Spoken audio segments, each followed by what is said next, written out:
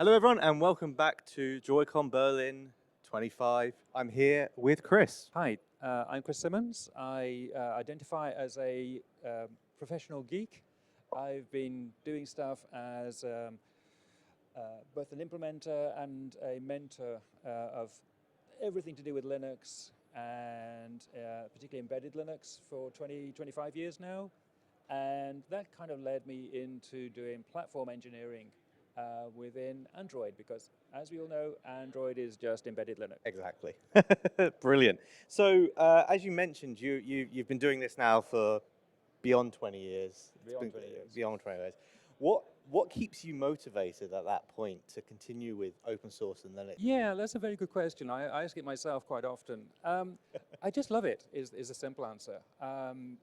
And if I don't do it, I kind of feel, I'm missing out a little bit. So I just enjoy diving down into things. I've always been a kind of person who gets, who likes rabbit holes. So give me a rabbit hole and I will tunnel into it. So, and one of the great things about open source, of course, is that you have complete access to the whole, the whole warren, the whole rabbit network. So I've been burrowing deeper and deeper the whole of my life, and I just enjoy doing it and just kind of making it work and sort of understanding a thing to the point that you can modify it and make it do something different. That, I don't know, whatever it is, that's what keeps me going. And you also run the Android open source project and Android Automotive Meetup groups. Most of my career, for the last 10 years or so, I've been teaching subjects, especially Android and especially Android Automotive. And so I'd find that there's really a lack of community and a lack of sharing of information between people working on the Android platform. So if you're an Android app developer, it's fine. There's plenty of conferences, Droidcon, for example. There's plenty of information and so on. But if you're working on Android AOSP, the Android Open Source Project, there isn't that much going on. So like three and a bit years ago, I set up a meetup group just as a way of getting people together once every 2 months. And because it's kind of spread around a little bit, we do this always online. So you can sign up.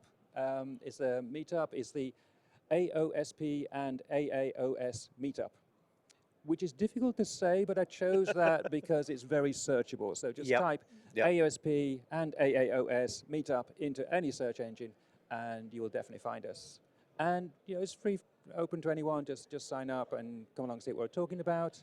You can also go to our website, commercial break here, and we record all the sessions. You can see everything we've done over the last 3 years. Some really interesting talks about the internals of Android and how various bits of it work. Future editor me, we will include links down below, so you can definitely check all that out. Please do. I mean, I have a little bit of experience in that world, in that quite early on in my career, not long after I left university, I actually freelanced with an Australian company trying to build an Android tablet. And I was doing Android app development and a bit of a Linux nerd as well. So thought naturally, oh yeah, I can probably help them with that, the actual Android operating system side. And I think certainly back then as well, there was so little information out there outside of the raw documentation, if you like. Yeah, and to be honest, things haven't changed that much. I mean, things have improved a little bit. So if you go to source.android.com, quite a lot of there's quite a lot of documentation appeared there over the intervening number of years. But it is not necessarily kept up to date. So you've got a little bit careful that the documentation you're reading is for the Android version you're actually working on, because there's some stale stuff out there. Yep. And there just isn't really anybody to ask for the bits you don't understand. So that's what the meetup's about. Yeah. And there's also one other thing I'd like to mention, if I may. Of course. So about a year ago, I set up a website, AOSP-devs.org, AOSP-devs.org, and that is meant to be a bit more dynamic. So we have a very active chat group going on there. Yeah. with channels for automotive and just AOSP and kernel and HAL and whatever.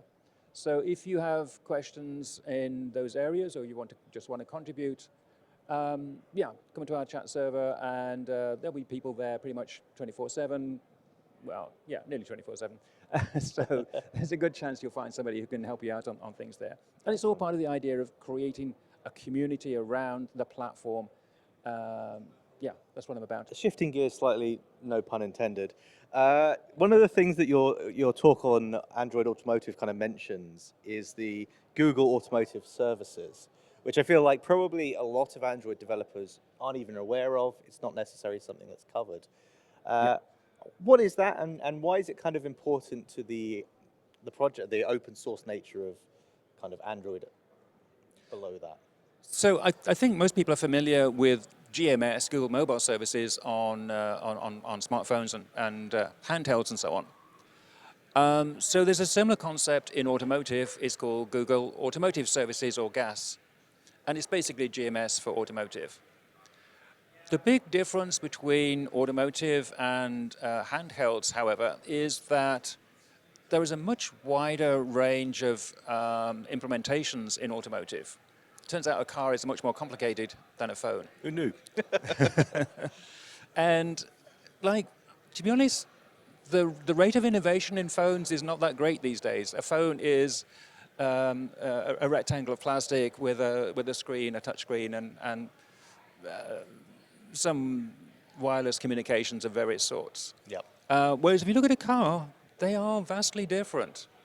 So anyway, long story short, we have gas, but not all of the automotive manufacturers are really signing up for gas. For various reasons, I think mostly because when you sign the license for gas, you commit to certain things like deploying certain applications, deploying certain search or mapping or whatever. I mean, I know some of this has been unbundled now, but essentially, when you sign the license, you commit to a whole bunch of things. Yeah. And not all of the vehicle OEMs are happy with that. So, turns out a fair number of the OEMs are not signing up for gas. So some we may know are the VW Group, BMW, Daimler, a whole bunch of others. Those are the ones that spring to mind. So, what's the issue here? The issue then is if the OEMs don't have gas, they can't offer all of the APIs to application developers. So it's leading to some fragmentation in the market. So if you write an app for automotive, it may not run on every single car that's out there. And this is a problem. I mean, we don't like fragmentation when it comes to developers anyway. I think even just in traditional Android, it was a pain for quite a while. But is there anything maybe that developers that want to get into this space can do to kind of mitigate a bit of that? Is there any ways that they can kind of safely handle that fragmentation? Well, that's something that there's a group called Covisa, which, I should have practiced this before I came on here. This is the Connected Vehicle Association, or Alliance, I think. Never mind, doesn't really matter. There's Covisa.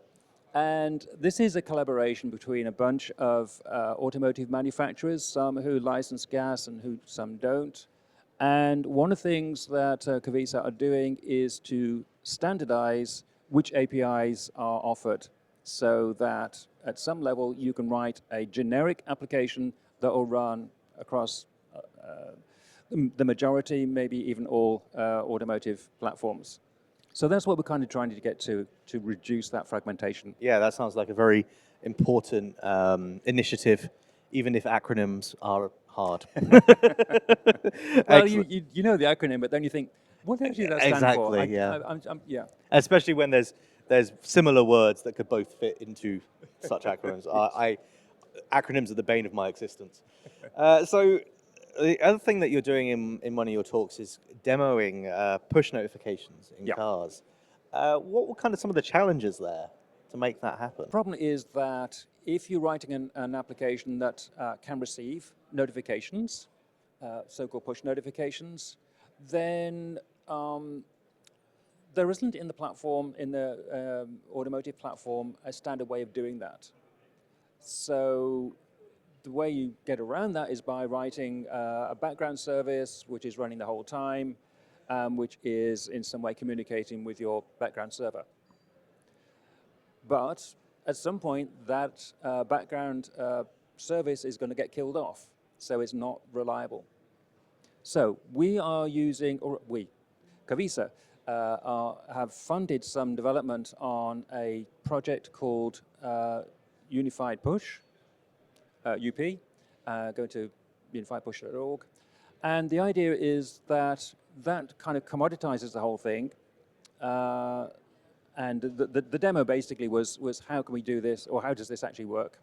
So very quickly, there are two components you need. You need a so-called distributor app, and there's a pre-built app you can build and just install and try out. And then you add in, the distributor app is communicating with the push server, and it will receive the notifications coming in. And it will then pass those notifications on to an app on the same device that is registered for that particular app token or whatever it is. So the demo then was basically, how can we do this? And there's a little demonstrator app, which has a button, you click on it, and it will send you a notification. So doing the demo, that's kind of that's a little bit underwhelming, but there is another feature, well, another aspect of the sample app. You can actually take it to, or get it to display a QR code. You scan that QR code on your phone, that takes you to a web page, and you can then send notifications remotely from any phone to your demo app. So I did that this morning in the session, and well, people weren't crazy. I opened up the notification bar on my my emulator, and there's all kinds of stuff scrolling around there. Of course. So yeah, that was a lot of fun. You're obviously quite knowledgeable on the subject, I'd say. You've written books, you've done blog posts, you've spoken at conferences. If someone wanted to get into this space as a developer, perhaps as a pre-existing Android developer, where should they start? Well, that's kind of tricky because the learning curve is quite steep.